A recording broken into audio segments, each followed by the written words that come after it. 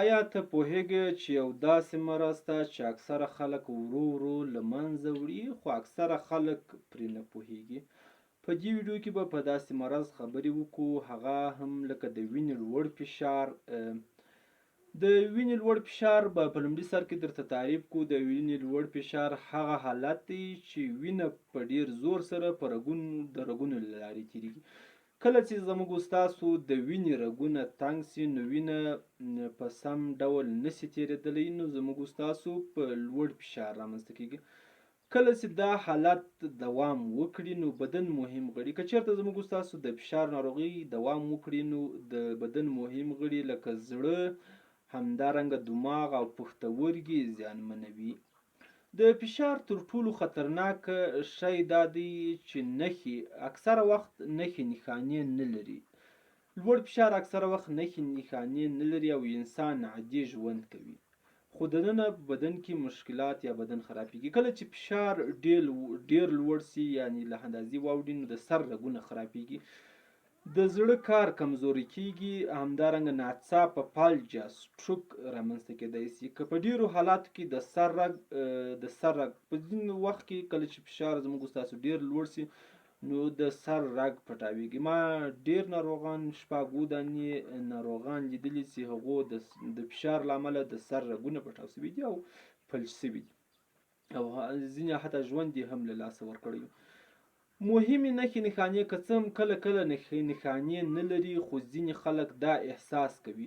شدید سر درد لري، همدارنګه د سر چکر وهل، یعنی د سر ګرځېدل، همدارنګه د سترګو تیاره کېدل، د زړه درزا، کله چې موږ تاسو زړه هم درزا کوي، ستړیا وي، یعنی اکثر ستړیا او کمزوري لري، کله کله بېهوشي هم رامنځته کوي. که دا نښې لرئ، نو دا عادي مه ګڼئ.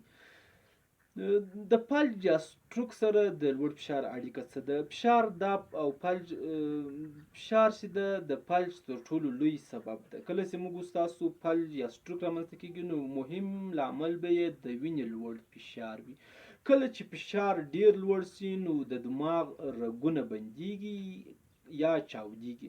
په دې وخت کې ناڅاپه فلج رامنځته کېږي، انسان خبرې نشي کولی، د بدن یوه برخه کار پرېږدي. لاملونه یې څه دي؟ ولې موږ تاسو فشار لوړېږي او ولې د لوړ فشار په ناروغۍ اخته کېږو؟ لاملونه یې لومړي سر کې ډېره مالګه خوړل چې د مالګې استعمال ډېر تاواني دی، همدارنګه سګریټ څکول نشه دی، همدارنګه د بدن چاغوالی، همدارنګه ورزش نه کول، په څلورم قدم کې ذهني فشار، همدارنګه ناسمه غذا. مخنیوی څنګه کولی شو مخنیوی یې وکړو؟ د فشار مخنیوی ته هم کولی شي خپل فشار کنټرول کړي. هېڅ دې ته اړتیا نشته چې په لومړي سر کې تاسو ډاکټر ته ورشئ، یعنی دوا وخورئ. په لومړي سر کې موږ تاسو باید مالګه کمه کړو. کله چې موږ تاسو مالګه کمه کړو، حتما به مو همدارنګه هره ورځ لږ ورزش وکړو. هغه خلک چې ورزش نه کوي، هغه حتما د فشار په ناروغۍ اخته کېږي. او تازه میوې باید وخورو او سبزي وخورو. په څلورم قدم کې سګریټ باید پرېږدو او اوبه زیاتې وڅښو، دا هم ډېر مهم دي. همدارنګه هغه طبي شیان هم د فشار په کنټرول کې مرسته کوي، هغه لکه هوږه، همدارنګه دا رقم یوناني بوټي چې هغه هم د فشار ناروغۍ څنګه کولی شي کته کوي. خو تر ټولو مهمه خبره دا ده چې خپل فشار وخت پر وخت اندازه کړئ. که څه هم تاسو ناروغه نه یاست، یعنی جوړ یاست، خو بیا هم د فشار اندازه ډیره مهمه ده. فشار یو خطرناک نه کنټرولیدونکی مرض دی. که ته یې وختي اعراض و علایم وپېژنې، نو خپل ژوند ژغورلی شي. نو که دا معلومات درته ګټور وو، نو حتما دا ویډیو له نورو خلکو سره شریک کړئ، تر څو نورو خلک هم له دې ویډیو څخه ګټه واخلي. همدارنګه زموږ چینل هم در سره سبسکرایب کړئ، ته په راتلونکي کې له داسې خوندورو ویډیوګانو سره لیدنه وکړئ. مننه.